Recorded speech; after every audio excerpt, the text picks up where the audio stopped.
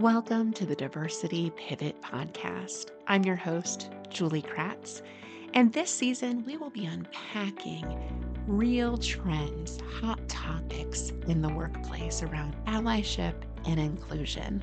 Our goal is that each week you leave with tangible tools, information, practical strategies that you can take back to allies at your organization. Let's dig in to this week's topic.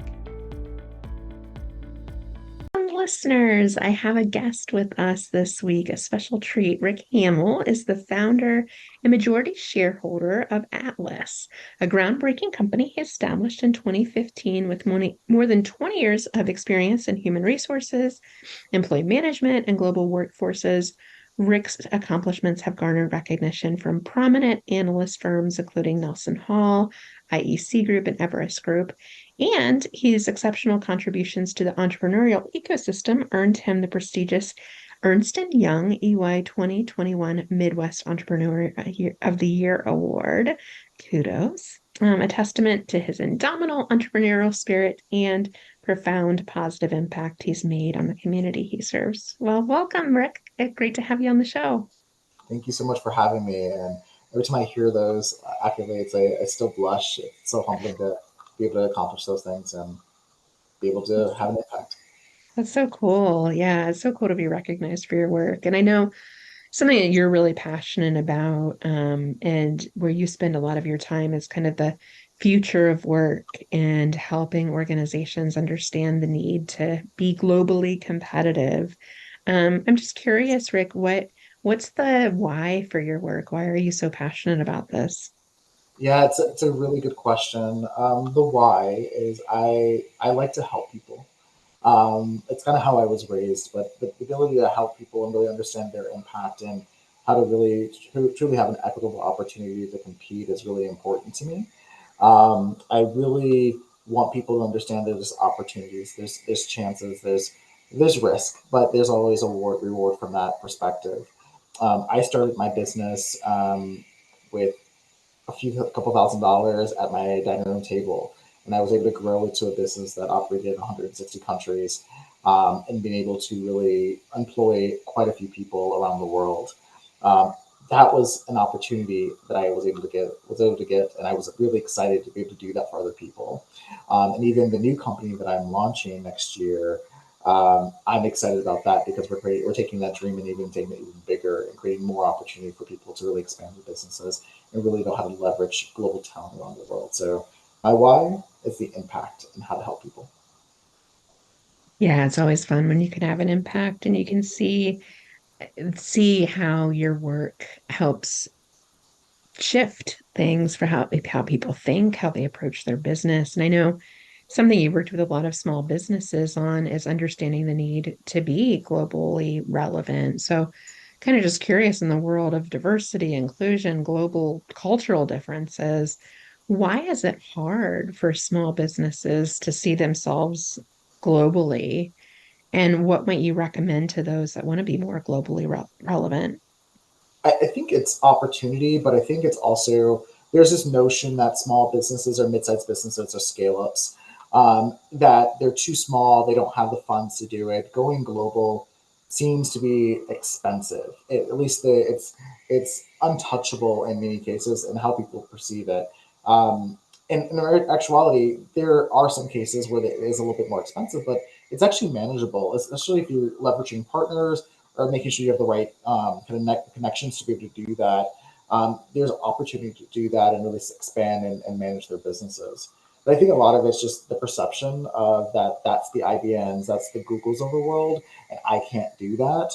Where in actuality, if you really just put your mind to it, there is some investment that goes with it, but it's not as much as people think it is, especially when they're leveraging partners to be able to do that and expand their business and have that flexibility behind that. I think every business has to think about what's their evolution in global expansion. So that may be starting with contractors, and that may then graduating to an employer of record model. Then that means graduating to establishing their businesses. You don't have to do one or the other. You have to figure out what works best for your business. And that flexibility in global expansion is what gives you that ability to create a strong foundation for global expansion, global compliance, and obviously then global domination from a business perspective. Yeah. Yeah, I can relate to that as a small business owner myself. We have contractors around the world, and that's certainly been, I think, a less risky approach to expanding our team and also remaining globally relevant because we have global clients. We need to reflect the needs of our clients as well. I know, Rick, when you think beyond the US borders, there's things like climate change, ESG, environmental social governance, which we've talked about on the show before. There's some broader trends, certainly diversity and inclusion, that maybe when you're small and regional, you don't have to think about as much. What is that mind shift needed when you go global? Yeah, it's a funny question that you asked that because I actually had an experience about a year and a half ago with this with one of my teams. I call it the American bias, and it's not just the American bias. Everyone has their unique biases where they're from, but mine was how I defined diversity, and it was a list of categories that people fit. Latino, African American, Caucasian, Native American, you just Asian, you fit that criteria because that's what I was taught what diversity was. But when I went to Brazil and I talked about diversity and inclusion, and I had an environment where I was really open with my team and said, ask questions. So even as the CEO, I wanted them to really challenge me and think about those things. And I had one of those employees come to me and said, you talk about diversity and inclusion, but Brazil has a 56% black population. But when you look at 50%, we had about 50 people in Brazil at that time, and we only had two people that were people of color. Now, for my bias, I said, well, you're Brazilian, you're Latino, you fit what my idea of what diversity is, but I didn't think about the local version of diversity and what it meant for employees in Brazil. And so, even from the US, I said, I'm diverse. I've got this team. It's a percentage of the number of employees that we have around the world, and it fits my criteria. In Brazil, it didn't fit theirs. And it was such an impact for me when she said that because then I had to start thinking about what other parts of the world are we not thinking about this? Where are we continuing to use our American bias? And so we started thinking about diversity on a what we call a global basis, global but local, and understanding how we can actually implement that across the globe and really make sure we have insights to that, not and so we can kind of get over our own biases. And so even with my new business that I'm launching, we actually think about in our reporting, we're thinking about global reporting. How do we make sure that we give visibility to that? Because we have our own unique biases. The vice versa, if we were headquartered in Brazil and how they looked at the US could have been very different the way that they may have looked at Europe for that example. So that bias of diversity is something that I think we all have to get over.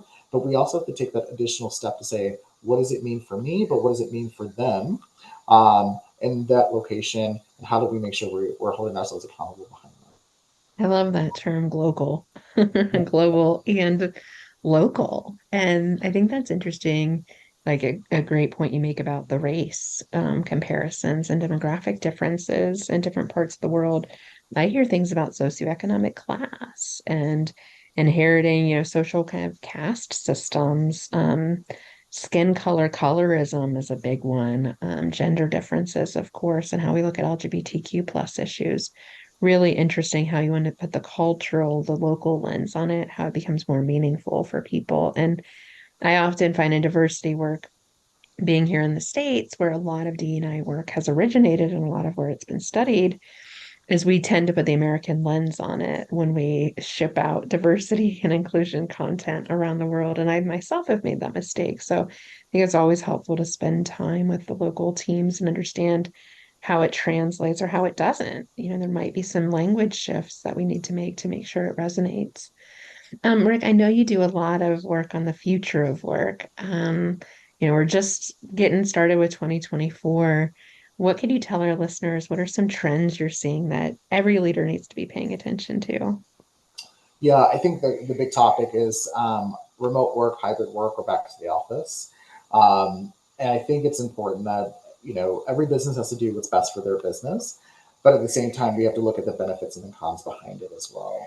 So, what does it mean? What does it bring about to organizations? Studies show that employees actually work more and get more done um, when they are working remotely. There's a better work life balance, which is really important from a mental health perspective.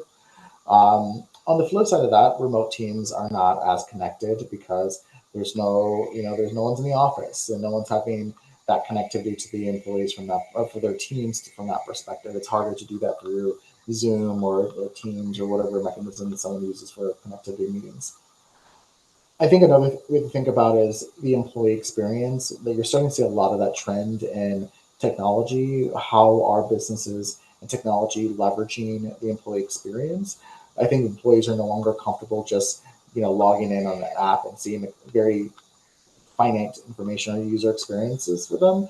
We all live on our phones. I think that's the first thing I do when I wake up. I roll over before I even uh, get a drink of water, I'm already checking my email. I'm checking my social media, and so we have to really understand that that experience is really important and how employers are leveraging technology to really bring employees into kind of that overall experience they want to have in their businesses. Another thing that I think is trending is where how technology is also supporting that flexibility of where employees want to work.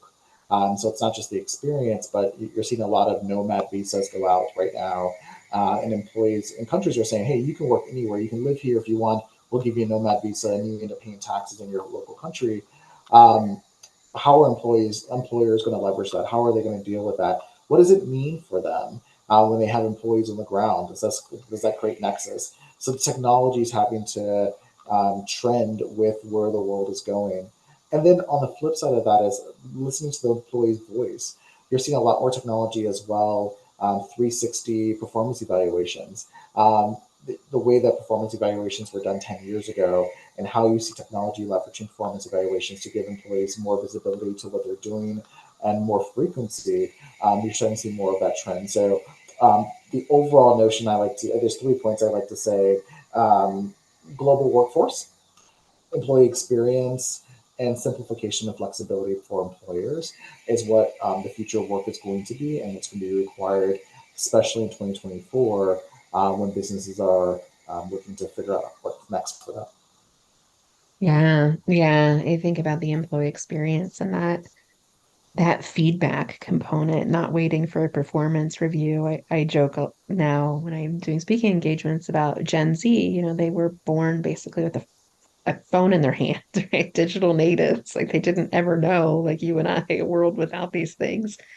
And so, how does that shape our workforce? Well, when you've always been able to post something or get an instant response from somebody, I mean, your expectation for feedback and communication is drastically different than past generations. And so, this paradigm shift of continuous feedback, focusing on me as a full human in the workplace and trusting me to get my work done when I can get it done, not having to be physically present to prove that I'm working, just a lot of these shifts. And to me, what it underscores is just leaders are going to have to really build trust and probably rebuild trust with their teams. I think there's been a lot of, just tumultuous change over the last few years, and people are settling in and they want to trust their leaders. They want to feel psychologically safe.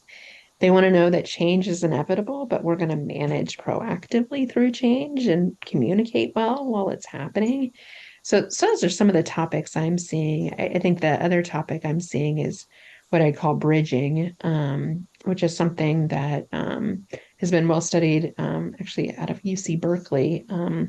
And just this whole idea of polarization, right? Rather than breaking away from each other, how do we come together? And especially in an election year this year, right? Like, I don't think it's fair to say, like, we're not going to talk about anything political at work. I mean, there's going to be a lot of stuff going on in the background that people are going to bring into the workplace. So, Rick, I don't know if you have thoughts about that or guidance for leaders on how to manage polarization. I think you see the trend right now and what's going on in social media, especially with what's going on in Israel and Palestine right now, and how employers have to figure out how to both be respectful, but also at the same time make sure that they don't come with a guided view. I think it's important that employers don't take a stance from that perspective, because you don't know who you can offend. But I also understand that you have to have sympathy as well from that perspective, what's going on, and how to manage that. You're going to have to take that same approach when it comes to um, the election. Unfortunately, you saw that in the last election. This one's going to be even more so that as well, especially with the candidates that are running. And so it's just important that employers make sure that they're respectful and they give opportunity for people to have a voice. But you lead with, we're going to respect everyone's opinion at the end of the day. And if we can't do that, then that's when you say, if we can't go by the rules, we can't operate that way, and we cut that out. But I think it's important that you do allow it, because it's going to happen regardless. But if you can create a box where someone can operate in and communicate, you still allow employees to have a voice, but you do it in a very thought and methodical way.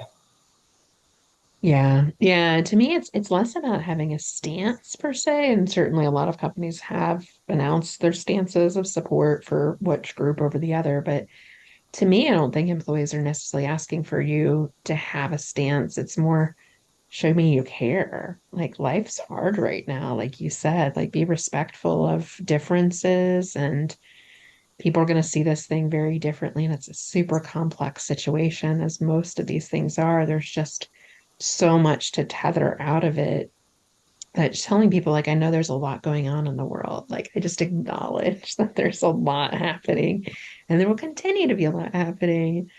I was recently at a conference where a speaker made a great point. They said, I don't think human beings are meant to care about all the things that we're told that we need to care about at the capacity level, all of these wars, all of these elections, all of these social issues. I mean, it's just, we're not, that's a lot of capacity we're expecting out of an individual person. So I think just practicing empathy and letting people know that it is a lot. And instead of always doing more, maybe as I think about this year, it's about getting better at what we do really well, and the simplicity of that in times when things are complex is something I'm excited about.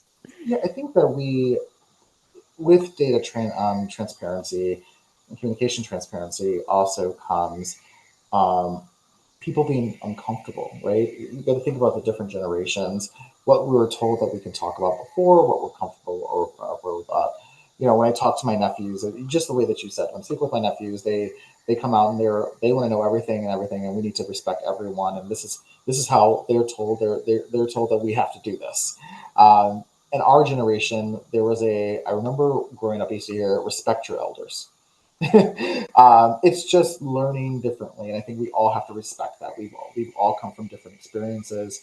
When we were growing up, and I'm assuming Julie, we're around the same age, but when we were growing up, we had a different experience than our parents. Our parents had a different experience than our grandparents. So our children are going to have a different experience than us.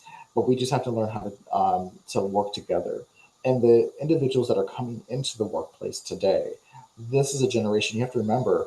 3 years ago, they never had to go into an office, or if they were in 4 years ago, they were only in the office for a very short time. So majority of their work experience has been working from home.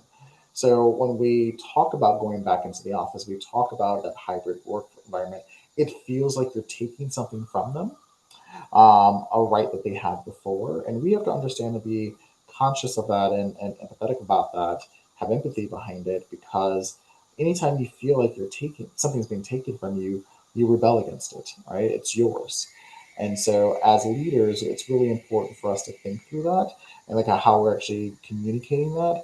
It comes off sometimes as Big Brother is telling you what to do, versus here's the reason why we're looking at this, and here's the benefits behind it.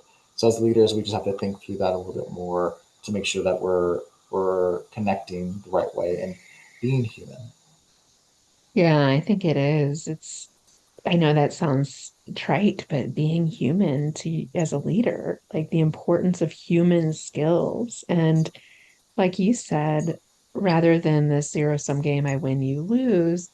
And I especially like this about the next generation, how collaborative they are, is explain to me, hey, if something's changing, explain to me why and help me understand what the benefits are going to be going forward, what's in it for me. Yeah, I can get behind that. But oftentimes, and I know this is the way we grew up, well, that's just the way it is. Like I'm the leader. You just fall in line. And it's like it wasn't really that motivating, but we did it. I just don't think that's the way the world will continue to work because of all of the change we've experienced and these younger minds, how they've been raised too. Rick, for organizations that want to change and know they need to change, what are some important characteristics to be change ready? One, you have to get details and data behind it, right? When you make business transformation comes with understanding what you're looking to accomplish. What's your goal? What's your end goal? What's your North Star? Having constant change or constantly changing things creates a lack of trust in the plan. And it creates confusion for employees. Today we're going this direction, tomorrow we're going this direction, the next day we're going that direction. So you need to have a plan before you look at making changes and what your end goal is. You also understand that change takes time. So if you're looking to make change overnight, good luck. It doesn't really happen that fast. But what you can do is make sure that you create milestones and how you are going to have that change. So if you're going to change the direction of how you're going to service customers, or if your global strategy and how you're going to go out, or how you're looking to implement new benefit or employee experiences. What are your milestones to get to that? What are your checkpoints to make sure you're testing that to actually get a level set of where is it working, is it not working before you do the full change? And then when you implement that, get feedback. How is it working? So that if you have to make change, and not just right when you finish it, in that milestone, get that feedback as well. But make sure that you're allowing your employees to be comfortable and giving true feedback on what's going on. No one likes change, but making sure they're part of the process and giving impact really allows it to be more successful because they feel like they're part of that process. And the last thing is that be open minded that sometimes your plan doesn't work, and that maybe you have to go back to the drawing board. If you continue to push a plan that doesn't have that will not be successful, you will not be successful. I use the analogy is sometimes you're trying to turn the Titanic before it hits the iceberg. It's important to see that ahead of time so that you can make that change before you hit it. Well, and I like the baby step approach rather than like a huge, huge change. Let's kind of eat the elephant, if you had to borrow that metaphor, one bite at a time versus a massive change. And like you said, as you start to see maybe things need to shift, it's like that this small course corrections versus just continuing to go at the same pace because that was the plan from the start. And I think that's critical is listening to employees. A lot of times they can see those leading indicators before leaders sometimes do. And sometimes we're looking at the wrong lagging indicators that aren't as helpful. Rick, it's been so fun to unpack all this, the future of work, change, globalization, staying relevant, diversity and inclusion. So helpful. Tell our listeners where can they connect with you? Where can they follow your work? Yeah, the best. I'm very much active on LinkedIn, so you can look me up at Rick Hammel. I have all my news. I actually write articles every week about the future of work, so feel free to look me up and read those articles. But I also try to respond to any inquiries that I get on LinkedIn. I think it's really important. It gets back to my why. I like to help people and just really help them guide and sometimes do referrals to certain businesses that may be able to support them if it makes sense. But they can always look me up on LinkedIn. It's the easiest way to get a hold of me today. Same, same. And it's to me, that's been the social media source that has stayed relevant and resonates still with me and feels like mostly a positive place. So I appreciate that about the LinkedIn community. We'll be sure to link to that in the show notes, Rick. Well, thank you again for being with us today. So thankful for your voice in the world. Pleasure is mine, and thank you for having me. Pleasure. Thank you for listening to the Diversity Pivot podcast. My hope is that you walked away with a tangible tool, insight, or information that you can share with other allies on the journey. If you liked this week's episode, please leave us a review. Your feedback means a tremendous amount to us. We'll be back next week with another hot topic.